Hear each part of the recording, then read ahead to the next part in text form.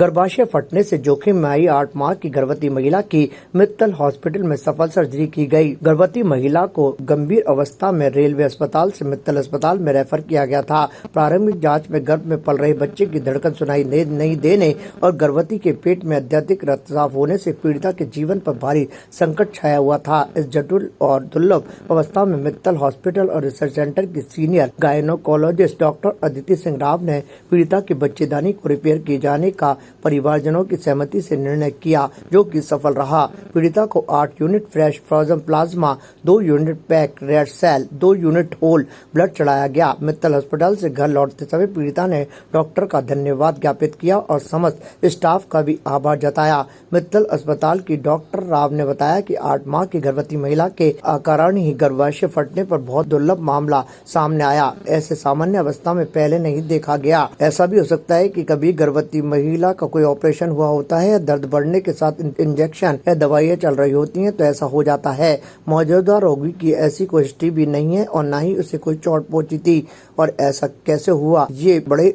असमंजस की बात है। पीड़िता की जान जोखिम में थी, इसे देखकर इस तरह उसका इलाज करना बेहद जरूरी हो गया था।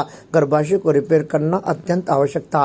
पीड़िता का रक्तस्राव भी बहुत अधिक मात्रा में था। उन्होंने बताया कि सर्जरी में मित्तल हॉस्पिटल के anaesthesiologist doctor Rohita Sharma, physician doctor Deepak Sogani सहित आईसीयू और वार्ड चिकित्सक और नर्सिंग स्टाफ का सराहनीय योगदान रहा। मरीज गीता हमारी इमरजेंसी में 21 तारीख को इमरजेंसी में आई थी। ये जब हमारे पास आई तब इनके बच्चे की धड़कन नहीं थी, साथ ही साथ में इनकी नब्ज भी नहीं मिल रही थी। इनका बीपी जो कि आमतौर पर 110/70 होता है, सिर्फ 50/30 आ रहा था।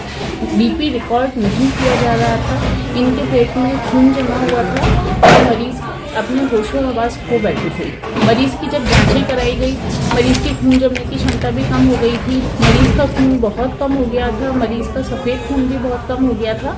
ऐसे में जब सोनोग्राफी करवाई और मरीज को आईसीयू में स्टेबलाइज करके हमने ऑपरेशन थिएटर में लिया, तब पाया मरीज का यूट्रस रप्चर हो चुका था और पेट में बहुत ज़्यादा खून जमा हुआ था, जिससे मरीज की ये स्थिति हो गई थी। आमतौर पर यूट्रस रप्चर होना एक कॉमन बीमारी नहीं है, जबकि इनका पहले कोई ऑपरेशन नहीं हुआ है, पहले कोई सिजेरियन नहीं हुआ है, इन्हें कोई दर्द की दवा भी नहीं दी। आमतौर पर अपनी नॉर्मल दिनचर्या व्यतीत कर रही थी। सडनली इन्हें पेट में दर्द होने लगा और धीरे धीरे करके इन्हें बेहोशी आने लगी और कमज़ोरी फील होने लगी, इसलिए अस्पताल आए थे। मैं पैरों पर खड़ी नहीं हो पा रही थी, मेरे पैर थे और मैं बिल्कुल भी मतलब वो अवस्था नहीं थी मेरी कि मैं अपने आप को संभाल पाऊँ, मेरे बच्चों को भी संभाल पाऊँ। मैं अकेली थी।